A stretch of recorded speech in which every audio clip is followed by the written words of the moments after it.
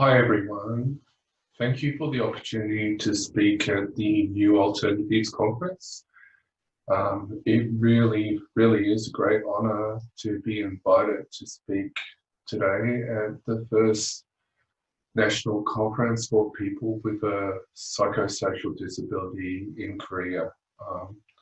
And I sincerely hope that today will provide an opportunity for new conversations and understanding to flow about the life and experiences and needs of people with a psychosocial disability.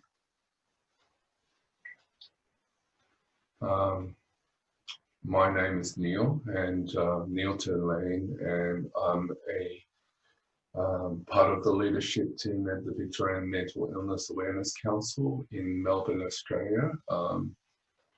In Melbourne at the moment, due to COVID-19, we're pretty much in full lockdown, so everyone's working from home, businesses have closed. Yeah, things are a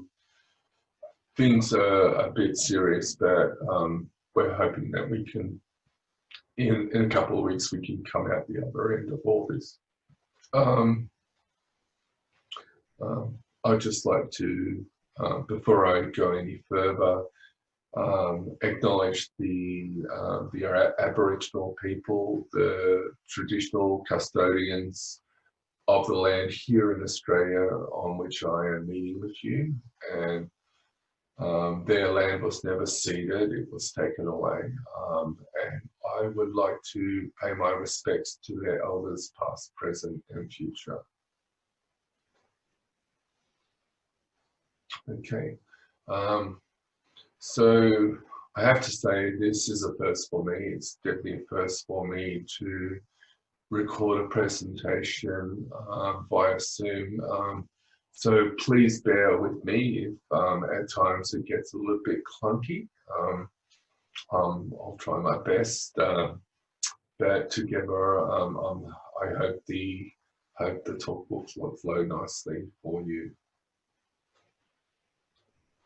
So in my talk today, I'll be sharing some personal reflections about the peer movement here in Australia,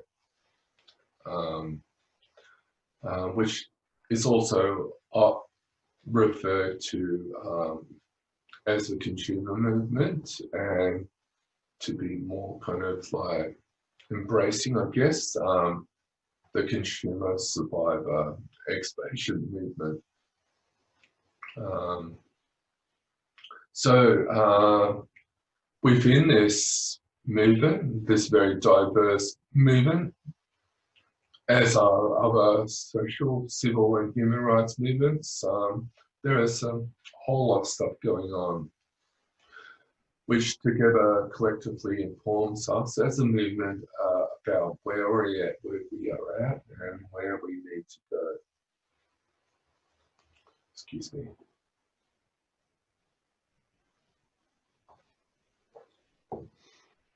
Okay, so in my speech today, I'll be talking about the history of the peer movement in Australia. I'll be also kind of discussing where the peer movement is landing now. And I'll spend a little bit of time talking about the services and supports that can really make a difference and assist people on their recovery journey. Many of these are peer delivered and kind of like conceived. And finally, I'll talk about a little bit about what needs to change and what's really important for the peer movement, or what I believe is really important for the peer movement moving forward.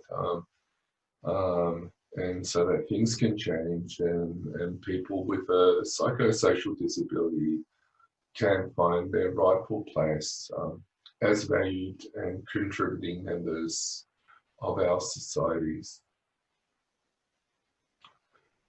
So, all right, so firstly, a little bit about myself. My name is Neil Turlane, and I manage a team of advocates at the Victorian Mental Illness Awareness Council. The Victorian, it's an organisation that's totally led and run by people with a lived experience of mental illness or distress. And it's been around for a while, about 40 years now. And so today I'm going to begin by sharing a little bit about my own experience and story of mental illness and recovery, just because I feel it gives a bit of context to the rest of my, bit of a framework to the rest of my talk. Not that it's that terribly interesting or anything, but yeah, it's typical, I think, of many people's experiences. Right, so I guess my illness recovery story kind of started some 40 odd years ago when I found myself in a psych hospital in Melbourne. It wasn't the first time. I'd been admitted a few months earlier, picked up by police wandering the streets, and picked up, but found myself back in hospital and kind of put into kind of a long stay unit at Royal Park in Melbourne, where I stayed for over a year. So I stayed there a year, and when I left, I was discharged and with a diagnosis of schizophrenia, a prescription for medication, and to be honest, not a great deal else. Yeah. So over the next 10 years until my early 30s, when things started to settle down for myself, I spent a lot of time kind of bumping in and out of the mental health system, the psych hospitals in Victoria. My mental health kind of really fluctuated a lot. I went through periods where I was kind of relatively stable, able to work, hold down a job, so forth. And then I would get unwell, and often I'd find myself kind of homeless or near homeless and admitted into hospital again. And so that was a bit of a pattern through my 20s. And it's been an experience that that kind of has led me to kind of like have some doubts about the mental health system. For the past 20 or so years, I've also kind of worked extensively in mental health, in kind of consumer peer roles, but I do feel that our system is a very limited one of supporting people. The kind of the focus on medical treatment of kind of medication and not a great deal much else. I feel it's very kind of limiting and not really what I believe is the answer. Right, so I'm going to begin now. I'm going to share a couple of slides, so just bear with me as I share my screen and kind of, right, I think that's right, we're sharing, and all right, so here's my presentation. Come on, work, yeah, okay. All right, so this is the beginning of my PowerPoint. It's only a few slides, but I guess they're talking points for what I want to discuss today.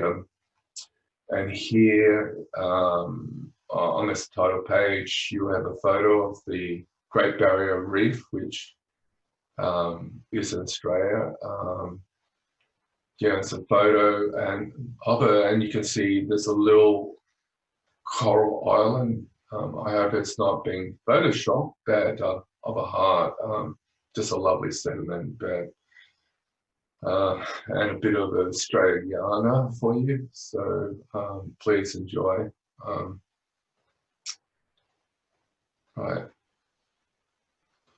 So in talking about the mental health system in Australia, both then and I guess now, as I say, I still work in the system, and though I have seen some change, there's definitely not enough. And yeah.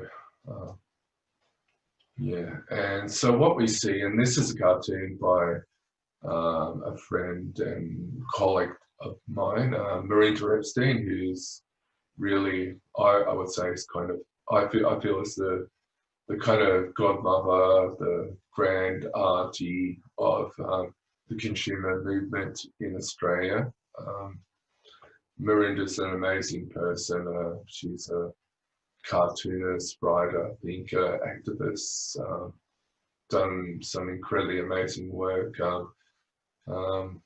Yeah, and I just really love this cartoon. It's called Desperation, and in the cartoon you can see two people climbing the walls of the psychiatric system, and one of those people is desperately trying to get in, trying to get some help and support, and then there's another person really desperately trying to get out,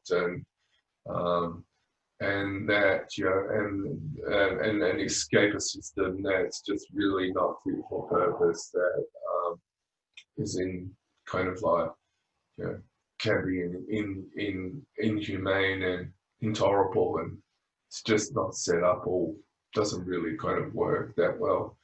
So I love this kind of commentary on our mental health system. Yeah, desperation. All right, so I'll just leave that slide up while I talk a little bit about my own personal experience. So, you know, here I was in my 20s. I've been told that because of my diagnosis of schizophrenia, it was likely that I would never be able to work or hold down a job, maintain a relationship, have a family, raise children. I mean, all the things that I was I'm not really expecting, but, you know, were part of the package of kind of growing up. And yeah, so my dreams were shattered by my experience in the mental health system. I went there looking for help and support, and it's not really what I got.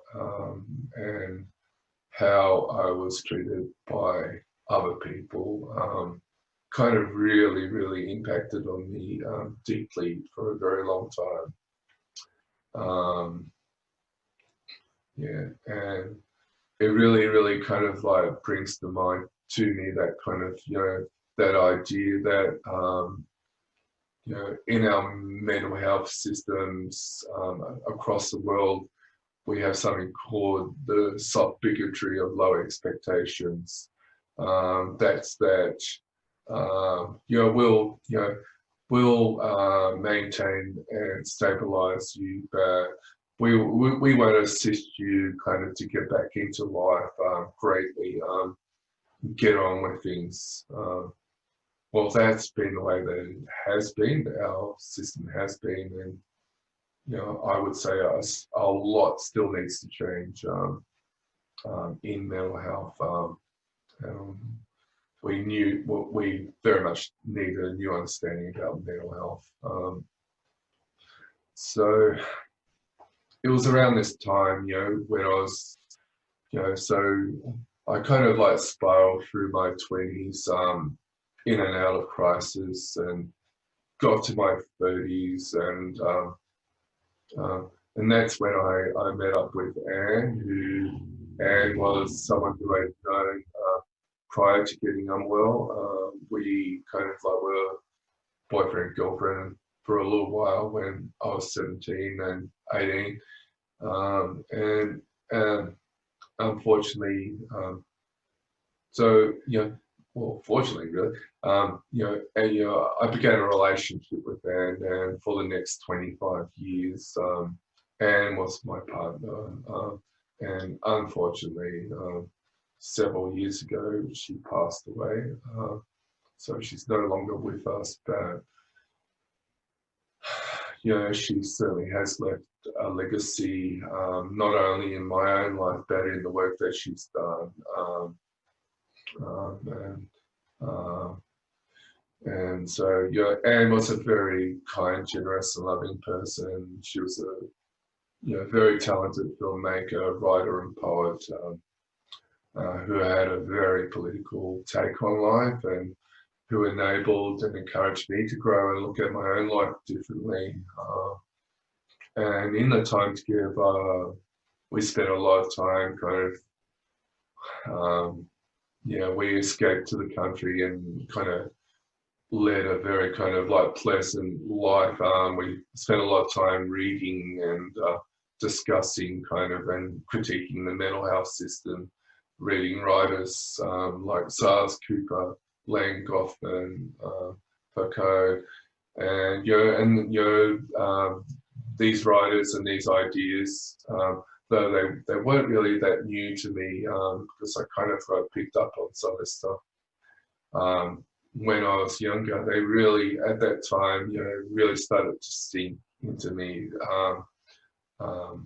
and give me a bit of a sense about not only kind of allowed me to create my own kind of narrative, my own story about what had happened to me, and provided me with the support and inspiration to move forward in my own recovery. So, though I'm not really here today to kind of talk at length about what happened to me or my own personal story of illness and recovery, and part of the reason for that is just because, honestly, it's just not that interesting. But really, my talk today is about something else, and it really, and it is about the peer movement. And what I will say is that without the care and support of my peers, that being other people with a lived experience of mental illness, I doubt I would have been able to make it through to today and be with you. I very much believe, more than anything else, it has been the example, guidance, mutual support, and inspiration that I've gained through my contact with my peers that has enabled me to overcome the barriers, challenges, and discrimination that I've faced, and that internally, I guess, that I live with every day. So I guess that really brings me around to the topic of my talk today, which is around the peer movement in Australia. And as you'll hear, it's a movement that's been around for a while. And, in Australia, it's been around for over 40 years. And though, kind of small in size, it's a movement that really punches above its weight and is growing in influence and support, and is being recognised both within the mental health system and across our wider community. So, kind of, what I'm going to do now, bear with me, I'm just going to have a sip of water, have a breather, but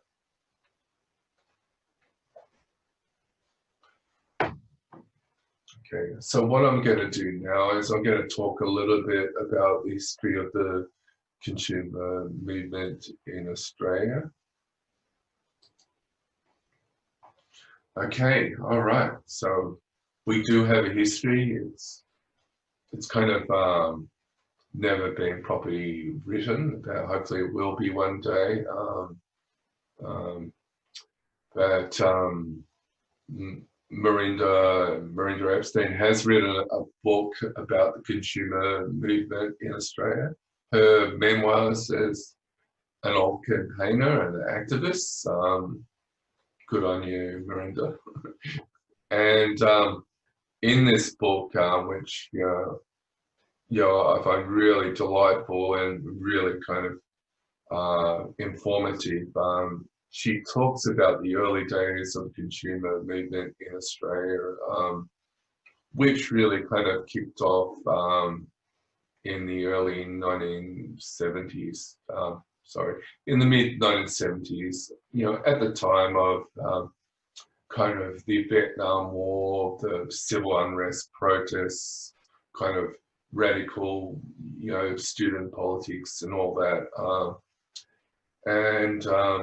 She talks about a group, some groups that were around at that time, the first kind of consumer groups in Australia, and one of them was called the Campaign Against Psychiatric Injustice and Coercion, or CAPIC. And so I'm just going to read a little bit about from Miranda's book, just share a little bit of a sense for you about what it was like. These are the thoughts and recollections of someone who was there right at the beginning of the consumer movement in Australia, and I hope they're things that it's writing that you can appreciate. All right, so Miranda writes that CAPIC, this group, represented a very radical anti-psychiatry position. Its members would turn up at all sorts of official events and demand change. Demand psychiatrists be sued for harm caused by a variety of contemporary practices. There were many other radical groups fighting for human rights at this time. It was the era that I wish could have stayed forever. But that is not how history works. CAPIC was the right movement for its time. Many small activism groups were supported by the non-government sector. In those days, the psychiatric disability support sector was poor and radical. We could rely on impoverished small organisations to house us, support us, and even help us to charge the barricades of the service system. We had a common enemy out there rather than an enemy within, which is all too common these days, regardless of the employment of consumers within the sector. All these groups were also supported by a highly politicized university student sector. All right, so that's just a little bit from Miranda's book. I highly recommend you look up Miranda Epstein and look at some of the many books she's written on consumer politics and the movement. So that was the mid-70s, and over time, as Australia moved into the 80s, things took a new turn. And I might just move on to the next slide. Okay, so this is a bit of a timeline of the consumer movement. So in the mid-70s, we had the ex-patients groups. They kind of all formed around the ideas of anti-psychiatry, and they were very much into protesting and challenging the psychiatric system around its human rights abuses. Very radical kind of group, known to kind of like break people out of psych hospitals and spirit them away to safety. So over time anyway, that kind of radical movement, kind of that civil rights movement, kind of like faded away in Australia and was kind of replaced by a different world. And different world that's still a very interesting world and informed by the kind of politics of that time. And in 1981, in the International Year of the Disabled, the organisation that I work for, the Victorian Mental Illness Awareness Council, was formed by a small group of activists as a means to bring people with a diagnosis of mental illness into the public consciousness. It was a protest in the International Year of the Disabled during a time when a lot of events were being held right across Australia to promote the civil and human rights of disabled people. There had been absolutely no recognition or awareness given to the terrible disadvantage experienced by people living with a psychosocial disability, many of whom were still living in the institutions or else living very precariously and unsupported in the community. Sorry, that's my cat outside the door, if you can hear it. Yeah, his name's Cicero, he's very vocal. Okay, so moving forward, so in 1981, the first consumer advocacy organisation, WIMAC, was formed. And moving forward, in 1986, a couple of the workers at WIMAC, which kind of operated on a real shoestring budget, they started up an amazing kind of project called the Understanding and Involvement, or UNI project, and it really was a pioneering project. It was a consumer participatory action research project of a psychiatric hospital, and involved both and kind of examined and explored the experiences and feelings of psych patients and mental health staff together.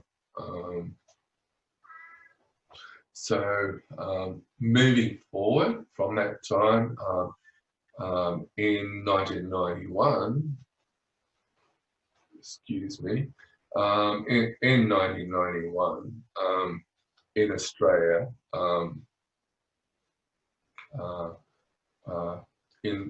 there was this horrible kind of situation where quite a lot of people who were being treated in a private hospital in Sydney died as a result of this very kind of dodgy kind of treatment using deep sleep therapy. And when this was exposed, the news came out, there was a huge outcry, and the government called a public inquiry into the mental health system in Victoria. The inquiry was led by the then Human Rights Commissioner, and out of that inquiry there are kind of a range of recommendations, but probably the most important one was a recommendation that the experiences of people with a lived experience, of patients, of consumers, that needed to be kind of like a very kind of important part of kind of the kind of evaluation and quality control of the mental health system. So that was adopted in our kind of first national mental health plan and kind of embedded into kind of our standards. So moving forward in 1996, the first kind of consumer consultant roles were kind of created, and these roles really were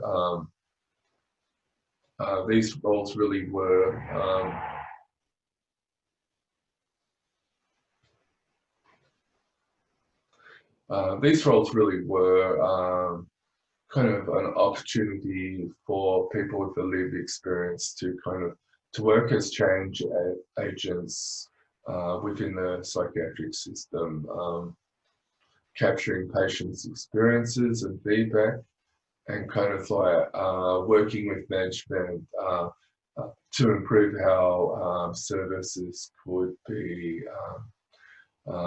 designed and delivered.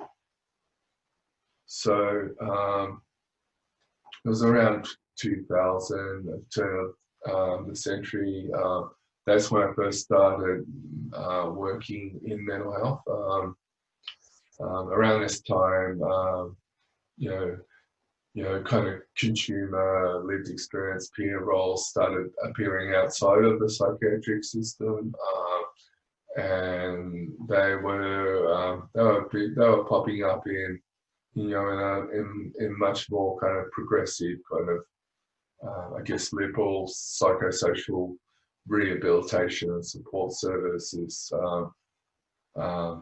That were run by non-government organisations and that operated from a strengths-based kind of recovery focus, community-based services that were kind of set up to support people to stay well in the community, stay out of hospital, and so forth.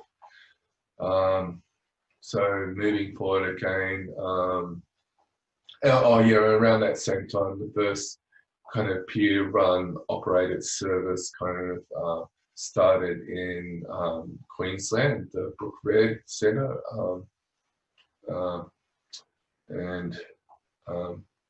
so that was wonderful. And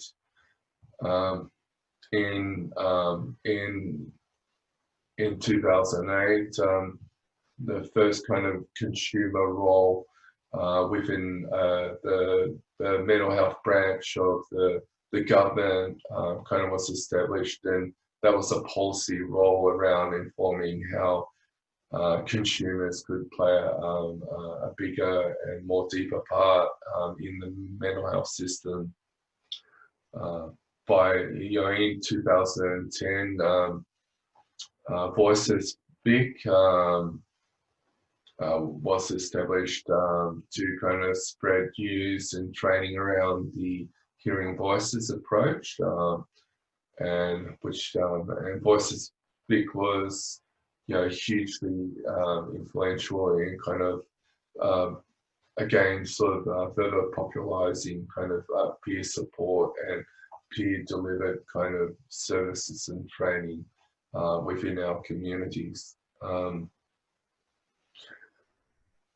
Right, and so like by 2015, 2016, there really was recognition and a place for the consumer workforce in mental health. That being said, it wasn't probably the most kind of important kind of place that the consumer movement was happening, because at a much broader level, it had kind of like, with the advent of the internet and social media, Facebook groups and so on, the peer movement had really kind of like just kind of exploded, and there are so many more people who kind of were connected together about the important messages that were contained in the consumer peer movement, psych survivor kind of movement. So which kind of leads us to where we are at now, and I'll just talk about that kind of, briefly, and what I'll, so this is a really lovely kind of graphic that was created by some work done by the Centre for Mental Health Learning. It was kind of created by a consumer academic and a peer worker at CMHL, and I just really love this graphic because speaking about the workforce, you can really get a sense about how kind of peer work has kind of evolved and matured in right across Australia, and you can see there are a variety of roles which are really informed by the lived experience of people and communities, but have kind of created quite a diverse range of roles where people can work within the mental health system if they so choose. And some of those work roles are around peer support. They're also around kind of individual advocacy or systemic advocacy, research, policy, and kind of supervision and leadership. So yeah, so that's kind of happening in the mental health space, in the mental health sector space. But as I mentioned, there's a vastly much bigger and more important kind of movement that's happening kind of online and with people, through various kind of Facebook groups and kind of like collectives and so forth.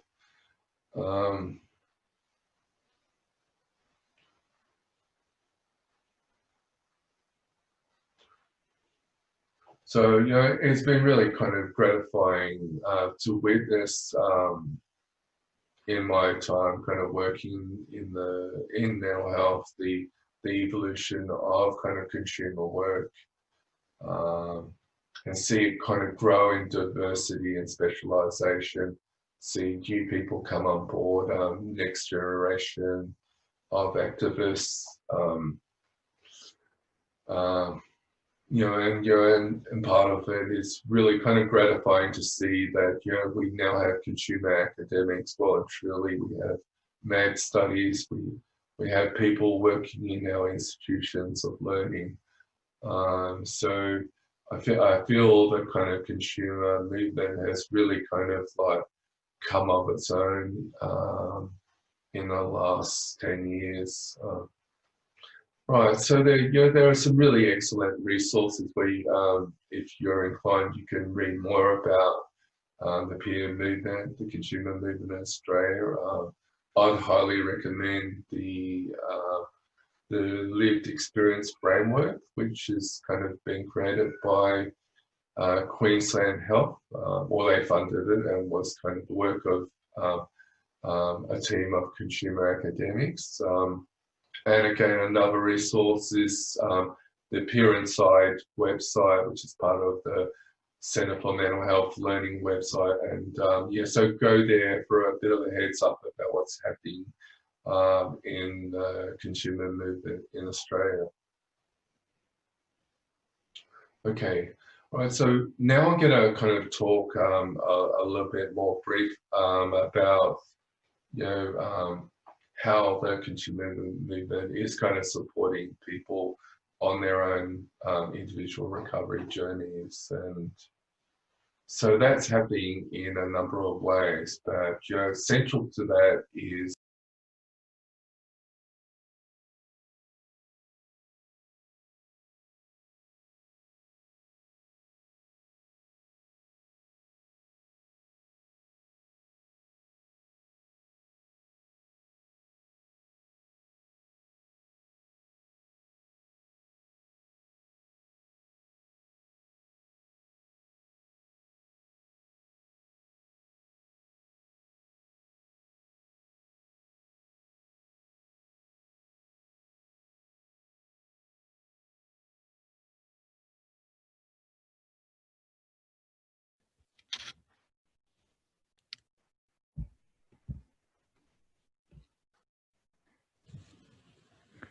무와 상관없이 신속하게 검사를 하시고 방역당국의 역학조사 및 경위 조치에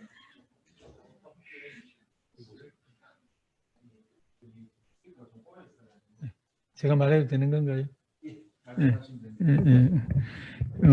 저희가 시간 관계상 리의 동영상을 좀 일부 생략을 했습니다.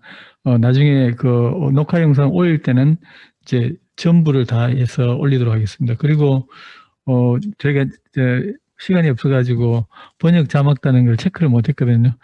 일부 좀 약간 좀 불충분한 게 있는데 그거 다 수정해가지고 나중에 여러분 보실 때는 좀 편하게 볼 수 있도록 하겠습니다. 지금 닐이 접속해 있기 때문에 닐을 초청해서 이야기를 진행하도록 하겠습니다. Hi Neil, do you hear me? I certainly can. Yes, hi. Is that Jay? Okay. Thank you very much for thank you very much for your participation in the conference and so wonderful presentation. We will shorten your presentation because of time limitations. So we will show your full recordings on the in the next times. We invite three panelists. So Siwan Yu and Jaewon Kim. So they are they are a peer movement leader in Korea. And so another panelist is Yongpyo Lee, who is a professor who has long been involved in the reformation of the Korean psychiatric systems. Excellent. They will ask you some questions on your presentation and so about the Australian peer movement. So let's start. Okay. 네, 제가 질문 드리겠습니다. 안녕하세요. 저는 한국정신장애인 자기결정센터 소장 유시완입니다. 저는 2002년도부터 이제 정신과 약물을 먹으면서 실제로 당사자 활동은 2012년도경부터 했습니다. 네, 그러면서 좀 느낀 점이 있습니다. 또 물론 이제 질문 드리고 싶은 점은 꼭 같은 내용이고요. 그 정신장애 활동가 리더들이 이제 당사자가 의료 소비자로서 그래도 생존자로서 어떻게 보면 이제 자기결정권을 충분히 발휘하려면 이 당사자 후임의 당사자분들 그리고 이제 시민사회의 어떤 방향성을 갖고 그런 것들을 관철시켜야 되는지 좀 여쭤보고 싶은데 예시로 들면 그 지역에서 뭔가를 동료 당사자의 그 뭔가 쉼터나 아니면 뭐 센터나 당사자 단체에 그 명칭을 달고 이제 간판을 달고 하려고 할 때 많이 지역에 입주하는 것부터 그 난관이 많이 있었습니다. 그래서 저희 센터만을 해도 간판을 달지 않았습니다. 그 이유는 혹시나 그 지역에서 지역 상가나 이런 데서 이제 좀 부정적인 요소로 인식을 할까봐 저희가 그 외부 간판을 달지 않았거든요.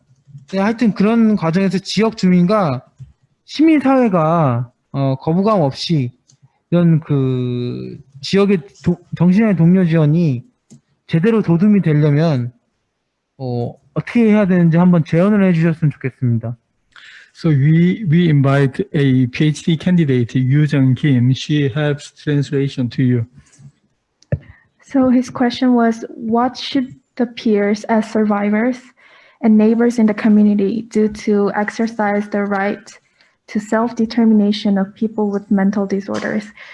In some cases, there are conflicts among the stakeholders. For instance, neighbors in the community might not necessarily agree with what the peers have to say. He brought up one example that there was a disagreement with the name of the center, and so they could not put their name outside the building because the people in the community said that it might degrade the image of the community. So how can we minimize the conflicts among the stakeholders, and what do we need to prepare for it? Yeah, it's a difficult question, and but some of the answers lie in changing the perceptions that people have about people with a mental illness, and that kind of needs to happen on a range of fronts. It needs to happen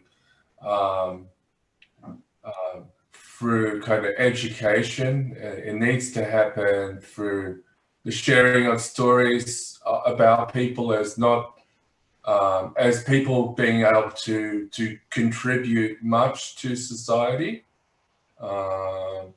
and the sharing of stories about that with the right support that people with a psychosocial disability have a very important part to play in our society. I believe that it needs to be tackled on a lot of fronts, and I think the human rights issues are paramount, and getting support of allies within the legal system in Australia has been certainly a real assistance in changing some of the ideas and thinking about mental illness in Australia. So seeking out allies, they're in the community, but kind of creating opportunities where people can work together towards change. 예, 지금 말씀하신 것은 이제 상당히 이제 어려운 과제이긴 하지만 교육을 통해서 이제 일반 대중들에 대한 교육을 통해서 그러한 그러니까 스티그마들을 이렇게 이겨내는 것도 상당히 중요한 부분이라고 말씀하시고요. 또 다른 한편에서는 이제 동료 운동을 하는 사람들이 사회에 대한 그러니까 우리가 실제로 하는 일들에 대한 기여적인 일들, 우리가 하는 활동들이 사회의 이제 정신건강 문제를 해소하는 데 큰 기여를 하고 있다라고 하는 것을 보여주고 있는 것도 굉장히 중요하다고 이야기합니다. 그리고 정신건강 시스템에서 이런 동료 지원들의 활동들이 굉장히 중요한 부분이다라고 하는 것들을 이제 확인시켜주는 것도 중요한 부분인 것 같고요. 또 인권이라고 하는 것이 가장 중요한 가치이고, 그리고 그런 측면에서 우리 사회에서 이것을 더 뒷받침해 줄 수 있는 동맹자들을 같이 찾는 것도 굉장히 중요한 부분이라고 말씀하셨습니다. And then so the next panelist is 재원 김. 예, 저는 송파 정신장애 동료지원센터에서 온 김재완이라고 합니다. 예, 저는 신출대기 동료지원과인데요. 제가 지금 기관에서 동료지원과 교육을 맡고 있었어요. 지금 현재 저희가 교육을 이제 이수한 동료들에게 민간 자격증이라도 지금 지급을 하려고 생각을 하고 있는데요. 선생님께서 보시기에는 동료 지원과의 자격을 객관적으로나 아니면 개량적으로 판단할 수 있을지, 만약 그렇다면 그것이 가능하다면은 동료 지원의 성과 역시도 객관적으로 지목될 수 있는 건지 좀 여쭤봤으면 좋겠습니다. So his question was, can we evaluate the qualifications of peer specialists and their accomplishments objectively and quantitatively? Yes, I believe you can do that, absolutely, and it's important work, and part of the evaluation will be around the impact that receiving support from a peer has for a person with a psychosocial disability, where the changes occur for that person, both about how they see the world and how they see themselves. And they're fundamental changes. I know for myself, meeting a peer and meeting someone who was working within the system was a turning point in my life, and on so many levels. And I believe that kind of measuring change in mental health is difficult because, as we all know, it's a combination of factors. But I feel that quality research and stories are a wonderful way for there to be greater recognition about the power of peer support, and what difference it can make to a person who's within a system where they feel very alone and the problem, rather than being kind of like feeling that what's happening to them is part of being human, and that there are ways that they can move towards kind of feeling more accepted in society and feeling more accepted within themselves, better about their own ability to manage their own health and their relationships with other people. 지금 질문이, 그러니까 여기서 자격증 같은 거를 이게 이제 뭐 주는 걸 생각한다고 이야기했는데, 그와 같은 것이 가능하다라고 이야기를 하시고요. 그리고 이제 그러니까 평가를 어떻게 할 것인가, 그러니까 이 동료 지원들의 어떤 성과들을 어떻게 평가할 것인가라고 하는 부분들은 이제 그런 동료 지원을 받는 사람들에게 주는 동료 지원의 영향력을 우리는 그러니까 다양한 형태로 알 수가 있다. 뭐 그런 것들을 이제 조사를 할 때 또 중요한 것 중에 하나가 그런 이야기들, 그러니까 실제로 동료 지원을 받으면서 자신이 변화하였다라고 하는 그런 이야기, 그런 스토리들을 이렇게 모으는 것도 굉장히 중요한 부분이라고 이야기하고요. 실제로 우리 닐에게 자기 자신에게 있어서 동료 지원이 자기의 인생을 변화시키는 굉장히 그런 이 터닝 포인트가, 그러니까 전환점이 되었다, 이런 말씀을 하십니다. 그리고 그런 것들을 하기 위해서 우리나라에 뭐 우리가 흔히 이야기하는 질적 조사 또는 어떤 그러니까 이야기, 그러니까 스토리를 구성하는 것, 이런 것들이 상당히 이제 그러한 방법들이 있을 것 같다라고 이야기를 했습니다. 예. And then Professor Lee. 예. 내일생님 반갑습니다. 저는 이제 가톨릭 대학교에 있는 이제 이용표라고 합니다. 저는 그 발표하신 내용을 듣고 제 생각을 한 1분 정도 말씀드리고 마지막으로 간략하게 이렇게 질문을 드리도록 하겠습니다. 저는 이렇게 정신건강 분야 당사자 운동은 다른 사회 운동과 이게 다른 것 같습니다. 특히 그 운동의 이제 대상에서 큰 차이가 있는 것 같습니다. 소수자 운동 중에 여성 운동은 남성 중심의 어떤 사회 구조나 사회 제도와 저하에 저항하고, 장애인 운동은 비장애인 중심의 사회 제도와 구조와 이렇게 싸움이라면, 정신건강 분야 당사자 운동은 이제 특이하게도 본인들한테 서비스를 제공하고 있는 정신의학으로 무장한 전문가들과의 싸움입니다.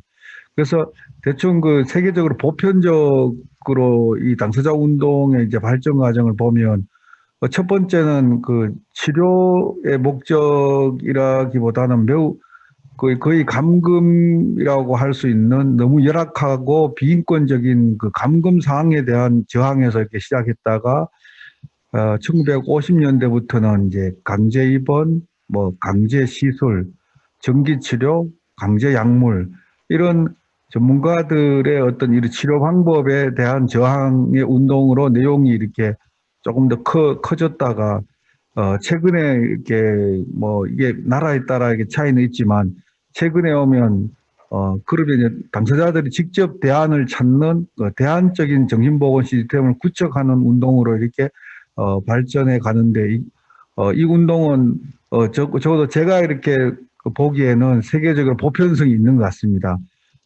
우리나라 같은 경우에도 이런 움직임이 굉장히 압축적으로 짧은 기간 안에 다 나타나고 있는 것 같다는 생각이 듭니다. 저는 그래서 이렇게 호주의 역사에서, 호주의 그 역사를 이렇게 보면서 제가 궁금한 거는, 지금 한국에서 오늘 이제 우리는 당사자 컨퍼런스를 하고 있는데, 호주 당사자 운동도 이렇게 전체 당사자 단체들이 주기적으로 회합하는 모임들이 열리고 혹시 있는지, 있다면 현재 중요한 그 회합 컨퍼런스의 주제가 좀 어떤 건지, 그동안 이런 그 컨퍼런스를 통해서 이렇게 거둔 성과가 어떤 건지 이런 것들을 이제 알려주시면 한국의 어떤 당사자 컨퍼런스가 앞으로 발전하는데 많은 도움이 될 것 같습니다. 이상입니다. I think that people with mental disorders, they have different type of movement because they, unlike other movements, they are fighting against the service providers. So I thought it was very interesting, and I think it's conventional worldwide. My question is, I'm curious about if there is a conference in Australia where all peer groups meet on a regular basis, and if there is, I would appreciate if you could tell us what topics are discussed and what outcomes have been achieved through the conference. Yes, there is a conference that's a consumer-run conference, and it's run by the organisation that I work for, the Victorian Mental Illness Awareness Council. It happens every 2 years. It's a biannual conference, and it's an opportunity for people to come together and talk about the work that they are doing, both within services and also in the broader community. And what I want, part of my talk today that I gave, the recording was around that this kind of peer support happens both in the community and within clinical services. But part of that is around changing the culture of services and providing opportunities for peer workers in Australia. We've got a lot of peer workers who kind of support people in the transition from hospital to home because people's skills might have deteriorated whilst in hospital, and having it's a very kind of important transition point. And so it might be one of the presentations might be a group of peers working in a service like that, talking about their experience and their learning, both in trying to connect with other people, but also work successfully within a larger mental health system. And so that kind of working within mental health systems is still something that still a space that we're trying to negotiate. So within our own kind of conference, it's an opportunity for peers to come together and talk about some of the issues that they're finding in their work, and getting inspiration from other people about how approaches and work that they're doing that is making a difference. It's also kind of a space, these conferences are also a space to kind of inspire other people to become peer workers. And through hearing about other people having kind of valued roles within the community and within the mental health system, it's like people can see that, well, perhaps here's a job that I can do. I can use my own lived experience of recovery to support someone else. So it's very much a kind of capacity building kind of event for people as well.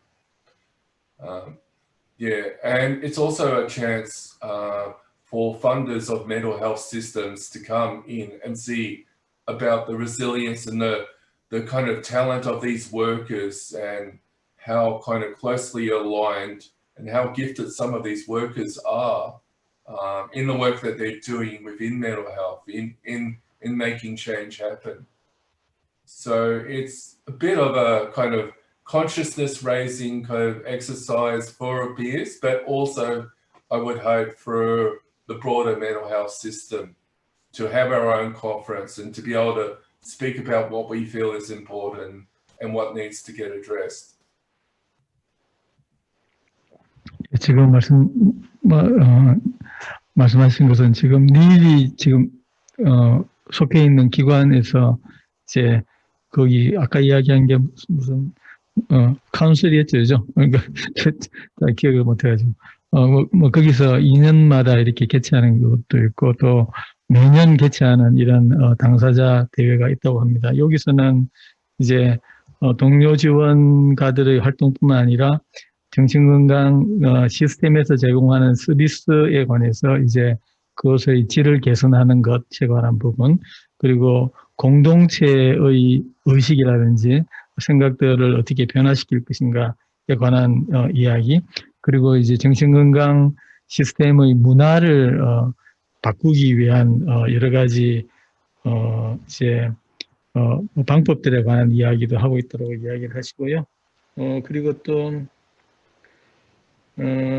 특히 이렇게 함으로써 이제 이 동료지원 활동가들의 경험들을 서로 경험을 나누면서 각자의 역량을 더 이렇게 강화시킬 수 있는 그런 이야기들을 할 수 있는 기회들이 있다고 합니다. 또 그런 대회를 통해서 다른 사람들이 동료지원가가 되기 위한 그런 기회, 그러니까 그런 가능성을 엿볼 수 있는 기회를 제공하기도 한다고 합니다. 또 더 나아가지고는 이제 이런 대회들을 통해서 이 활동들을 하기 위한, 그러니까 재원들을 모으는, 그러니까 펀딩하는 부분들에 관한 이야기들도 같이 하고 있다라고 이야기합니다. 보다 더 자세한 것들은 저희가 나중에 이야기를 한 번 더 들어서 지금 하는 부분들을 자막으로 충분하게 여러분들에게 제공하도록 하겠습니다. 시간이 많지 않기 때문에 니일과의 이야기는 이것으로 이제 좀 끝냈으면 좋을 것 같습니다. Neil, do you have something else to say to us for the Korean film movement?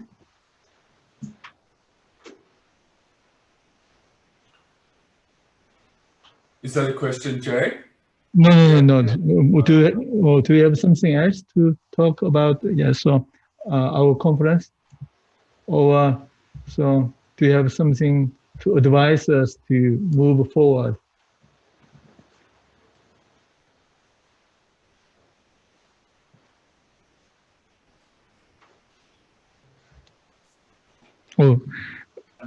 예, 아마 제 영어 실력이 나빠가지고 이해를 잘 못했나 봅니다. 그럼 이제 thank you very much. Yeah, so for talking with us. I hope we can meet in the near future in person.